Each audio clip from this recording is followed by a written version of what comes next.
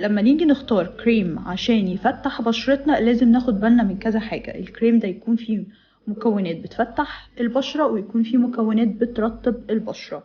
فالمكونات اللي بتفتح البشرة واللي موجودة معايا في كريم ازها بودي لوشن هو اللاكتيك اسيد والسكوربيك اسيد اللي هو بيتعمل منه فيتامين سي. فيتامين سي عارفين ان هو بيدي شد ونضارة وتفتيح للبشرة. فعندنا اللاكتيك اسيد والسكوربيك اسيد دول مسؤولين عن التفتيح. اما الحاجة المسؤولة عن الترطيب بانسينول وكمان الجليسرين، الاتنين مع بعض بيدوا الترطيب اللي الجلد محتاجه عشان مع الاستخدام المستمر ترجعي للونك الطبيعي. المنتج ده موجود فيه الاربع مكونات دول، والاربع مكونات دول مع بعض بيعملوا افكت حلو جدا. جايبه لكم بقى اوفر حلو قوي عليه، وهو انكم تقدروا تشتروا، هي العبوه عموما كبيره، تقدروا تشتروا 2 بسعر 280 جنيه.